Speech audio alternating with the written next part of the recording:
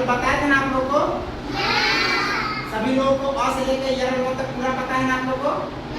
आज हम लोग जानेंगे कि हम लोग कैसे, जैसे पहला आ से स्टार्ट होता है ना, उसमें जो पहला 11 वर्ण है वो स्वर होता है और उसके लिए हम लोग अलग अलग उसके लिए मात्रा का प्रयोग करते हैं। ठीक है, आज हम आप लोगों को दिखाएंगे इस डीएलएम के माध्यम से कि कैसे अ के लिए क्या होता है, आ के लिए क्या होता है और ह्रस्व ई दीर्घ के लिए अलग अलग क्या संकेत होता है। ठीक है, इससे हम लोग मात्रा बोलते हैं। ठीक है, दो बच्चे आते हैं, इसको पकड़िए और हम आप लोग को बताएंगे भाई। बस दो।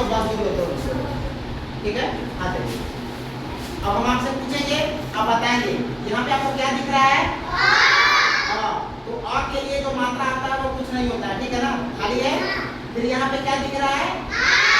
तो आ के लिए जो मात्रा होता है इस तरह से हम लोग कोई जैसे क लिख दिए, क के बाद अगर इस तरह का अगर मात्रा दिखे तो हो जाएगा क आकार का। ठीक है, उसी तरह से यहाँ पर क्या दिख रहा है? ह्रस्व ई। ठीक है, क्या दिख रहा है? ये दिख रहा है ना, इसको हम लोग छोटी ई भी बोलते हैं, ऐसे इसको ह्रस्व ई बोलते हैं। ठीक है ना, ह्रस्व स्वर है इसीलिए ह्रस्व ई। तो ये ह्रस्व ई हो गया।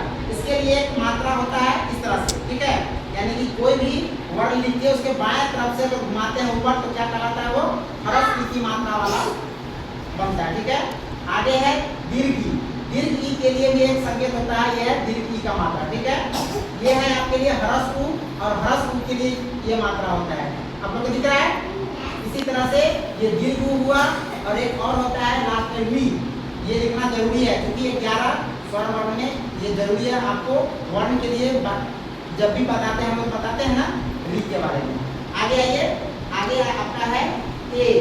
ठीक है ना, यहाँ पे ए के लिए कोई भी वर्ण लिख के उसके ऊपर अकेले देते हैं, हम लोग बोलते हैं अकेले। ठीक है, एक आदि मात्रा। ये हो गया आई, इसको बोलते हैं ये हो गया आई। ठीक है, ये हो गया आई की मात्रा, ये ओ की मात्रा, ये हो गया औ की मात्रा, ये अंग के ऊपर एक अनुस्वार है और इसको बोलते हैं अ यानी विसर्ग। ठीक है, तो ये हुआ आपका स्वर और उसकी मात्रा है। ठीक है ना, तो इसी तरह से हम लोग अपने घर पर भी प्रैक्टिस करेंगे। आगे आपको बताएंगे कैसे हम लोग वर्ण को कैसे मात्राओं के साथ मिला करके पढ़ते हैं। ठीक है, इसके बाद हम लोग क का की पढ़ते हैं हम लोग, अब उसमें हम लोग को इससे मदद मिलेगा। समझ आ गया? अब अगले दिन हम आपसे मिलेंगे तो आपके साथ चर्चा करेंगे किसके बारे में? मात्रा चक्र होगा और उसमें आपको बताएंगे कि कैसे हम लोग क का यानी हम लोग उच्चारण करेंगे, पढ़ना सीखेंगे। ठीक है, आज के लिए इतना ही। एक बार जोरदार ताली बजाइए आप लोग इन दोनों के लिए।